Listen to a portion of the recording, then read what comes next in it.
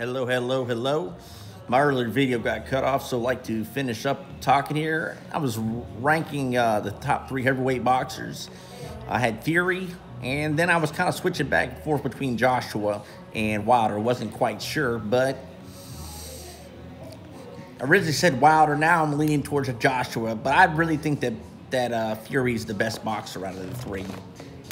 Now, the thing I do want to talk about is the fact that I don't think any of these fights are going to get done anytime soon. Fury is out through April, which it seems like a long time to people, but really not that long of a time. If you can think about the fact that he took two hard shots, and that shot in the 12th round could have ended the fight. I'm pretty sure he was concussed from that shot. When you have a serious trauma to your head, serious shot to the dome, it is very easy to get permanently hurt from that.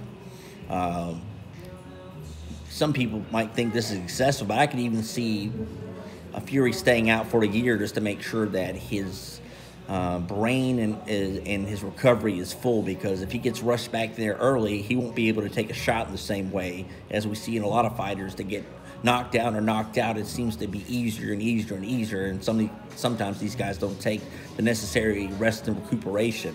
So Fury being out to April, I completely understand, but I don't think that the Fury-Wilder rematch is really going to get made, because Fury believes that he was cheated. He believes that he won that fight, as does most people, but he was on foreign soil, and I don't think he wants to come back to the U.S. For one, they can sell more seats in the U.K. and, say, a place like Wembley, and they could still get the American pay-per-view dollars, plus the British pay-per-view, plus a bigger gate at Wembley.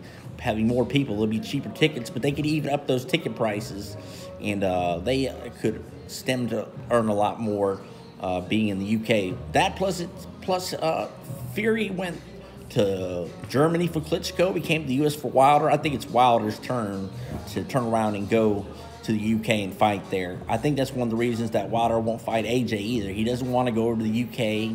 I think he realizes that most of these guys are better boxers and that he has to win these fights via that one shot, which is hard to do. It's hard to only have one trick and make it work every single time, which he's been phenomenal at.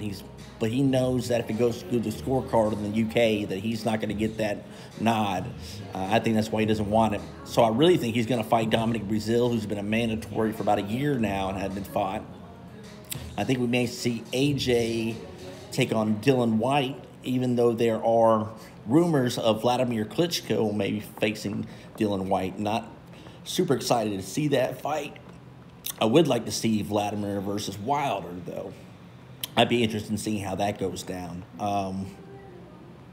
Joshua doesn't seem to be talking about Fury at all. He's mentioned him, but he even mentioned the fact that the lineal title doesn't really mean anything, which I disagree with. I think it's the only title that means anything. The man who beat the man who beat the man who beat the man. For most of the history of heavyweight boxing, there was no WBC, IBF, WBO, WBA. These alphabet soup groups came by later on in boxing, in the 60s and 70s and 80s, and really they're nothing more than paper champions. I think the lineal championship is the real championship, and you have to beat the man who beat the man. That said, though, I would like to see all these paper champs, all these alphabet soup organizations get unified so there can be one man without a shadow of a doubt that he is the man. I don't know if we're going to see this anytime soon. Wilder seems to be ducking Fury now. Fury is holding out for 50-50 plus being in the UK, which I think he has every right. He went to the USA. He took, I believe, a 60-40 or a 65-35 split. He took the least amount of pay out of that. And he came to another country for the second time. AJ has deals in the UK. He needs to make that fight there. And Deontay Wilder doesn't want to go there. So I don't really know if we're going to see these fights anytime soon. Wilder turned down $28 million from AJ, which is ludicrous. He'll never see that again. If he goes to fight Breazeale, he'll fight him for like $2 or $3 million, tops. and he won't be a pay-per-view attraction again. It'll just be another one of his fights that'll rival that of, say, Luis Ortiz.